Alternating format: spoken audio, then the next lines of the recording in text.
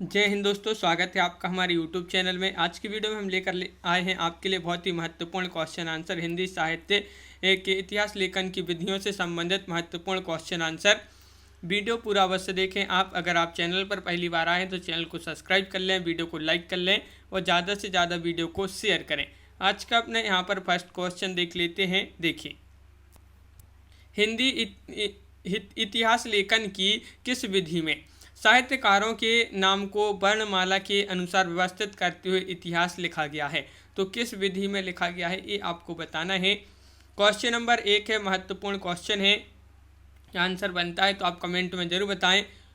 Question number 1 का सही answer है आपका यहाँ पर वर्णानुक्रम पद्धति आपका सही आंसर होगा। गारसा द तासी ने किस पद्धति के आधार पर हिंदी साहित्य का इतिहास लिखा है? किस पद्धति के आधार पर लिखा है? विधेयवादी पद्धति, कालक्रमानुक्रम पद्धति, वैज्ञानिक पद्धति या वर्णानुक्रम पद्धति? तो गारसा द तासी ने हिंदी साहित्य का इतिहास लिखा है किस पद्धति के आधार पर? वर्णानुक्रम पद्धति। शिवसेन सेंगर ने किस विधि के आधार पर हिंदी साहित्य का इतिहास लिखा है? महत्वपूर्ण क्वेश्चन है ये आपके। और यहाँ पर आपका जो सही आंसर है वह है आपका सही आंसर वर्णानुक्रम पद्धति। वर्णानुक्रम पद्धति के आधार पर हिंदी साहित्य का इतिहास लिखा है किन्होंने? शिवसेन सेंगर जी ने। क्वेश्चन नंबर 4 आपसे यहाँ पर पूछा है, इतिहास लेखन की किस विधि में कवियों का वर्णन उनके जन्म वर्ष के अनुसार किया गया है? क्वेश्चन नंबर 4 में बताना है, इतिहास लेखन की किस विधि में कवियों का वर्णन उनके जन्म वर्ष के अनुसार किया जाता है? तो सही आंसर होगा कालक्रमानुसार पद्धति या कालक्रमानुक्रम पद्धति आपका सही आंसर होगा, विकल्प नंबर बी।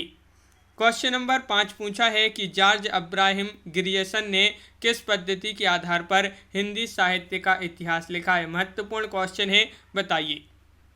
विधेयवादी पद्धति, कालक्रमानुक्रम पद्धति, वर्णानुक्रम पद्धति, वैज्ञानिक पद्धति? तो इन्होंने लिखा है किस पद्धति के आधार पर?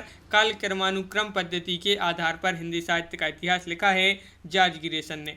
मिश्र बंधुओं ने किस पद्धति के आधार पर हिंदी साहित्य का इतिहास लिखा है? क्वेश्चन नंबर 6 का राइट आंसर बताना है। तो यहाँ पर आपका सही आंसर है कि मिश्र बंधुओं ने किस पद्धति के आधार पर हिंदी साहित्य का इतिहास लिखा है? तो कालक्रमानुक्रम पद्धति आपका विकल्प नंबर बी यहाँ पर सही आंसर होगा।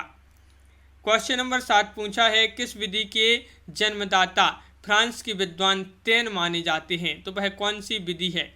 विधेयवादी पद्धति, कालक्रमानुक्रम पद्धति या वैज्ञानिक पद्धति या वर्णानुक्रम पद्धति?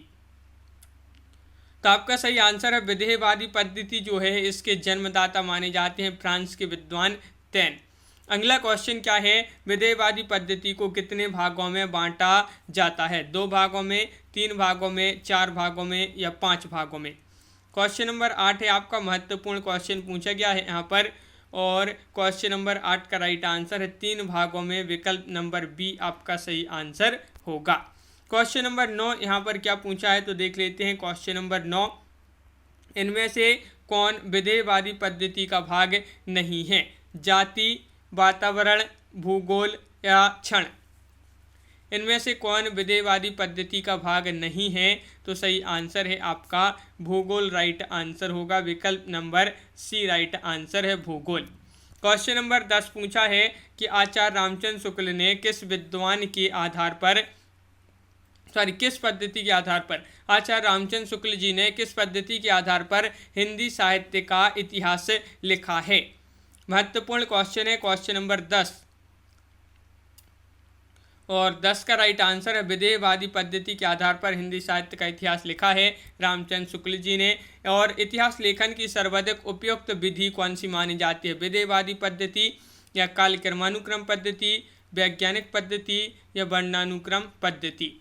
तो इतिहास लेखन की जो सबसे उपयुक्त पद्धति मानी जाती है वह मानी जाती है विधेयवादी पद्धति।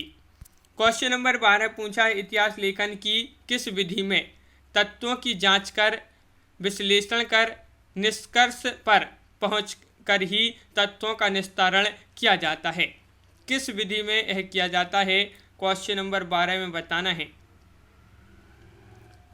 तो क्वेश्चन नंबर 12 का राइट आंसर होगा वैज्ञानिक पद्धति में, आपका सही आंसर है विकल्प नंबर सी सही आंसर होगा।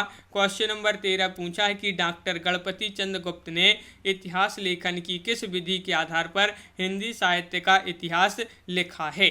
बताइए, विधेयवादी पद्धति के आधार पर या कालक्रमानुक्रम पद्धति, वैज्ञानिक पद्धति या वर्णानुक्रम पद्धति। किन्होंने, डॉक्टर गणपति चंद्र गुप्त जी ने इतिहास लेखन में किस विधि के आधार पर साहित्य लिखा है, साहित्य का इतिहास लिखा है। तो सही आंसर होगा वैज्ञानिक पद्धति, सही आंसर है विकल्प नंबर सी। इतिहास लेखन की कौन सी विधि कार्ल मार्क्स के सिद्धांतों पर आधारित है। क्वेश्चन नंबर 14 का आंसर बताना है, क्या होगा सही आंसर। महत्वपूर्ण क्वेश्चन, बताइए। क्वेश्चन नंबर 14 है और सही आंसर आपको बताना है, इतिहास लेखन की कौन सी विधि कार्ल मार्क्स के सिद्धांतों पर आधारित है। समाजवादी पद्धति राइट आंसर है। सबसे कम लोकप्रिय विधि कौन सी है। सबसे कम पूछा है आपसे यहाँ पर कि सबसे कम लोकप्रिय विधि कौन सी है, तो वह कौन सी विधि है, समाजवादी पद्धति। विकल्प नंबर आपका यहाँ पर एक जो है वह आपका सही आंसर होगा। सच्चे अर्थों में हिंदी साहित्य का इतिहास किसके द्वारा लिखा माना जाता है। क्वेश्चन नंबर 16 का आंसर बताना है और 16 का सही आंसर बताइए। तो यहाँ पर 16 का सही आंसर डी राइट आंसर होगा। आचार्य शुक्ल आपका सही आंसर है, तो विकल्प नंबर डी यहाँ पर सही आंसर होगा। तो इस प्रकार अपन ने यहाँ पर बहुत ही महत्वपूर्ण क्वेश्चन कंप्लीट किए हिंदी साहित्य इतिहास लेखन की विधियों से संबंधित। तो यह वीडियो कैसा लगा आपके लिए कमेंट में जरूर बताएं। अगर आप चैनल पर पहली बार आए हैं तो चैनल को सब्सक्राइब कर लें, वीडियो को लाइक कर लें और ज़्यादा से ज़्यादा वीडियो को शेयर करें ताकि अन्य लोग भी यह वीडियो देख सकें। और वीडियो को लाइक करना ना भूलें। सेल्फ स्टडी क्लासेस से आप डाउनलोड कीजिए, जहां पर हिंदी साहित्य का संपूर्ण कोर्स, हिंदी साहित्य की टेस्ट सीरीज आपके लिए यहां पर बहुत ही कम दामों में उपलब्ध है।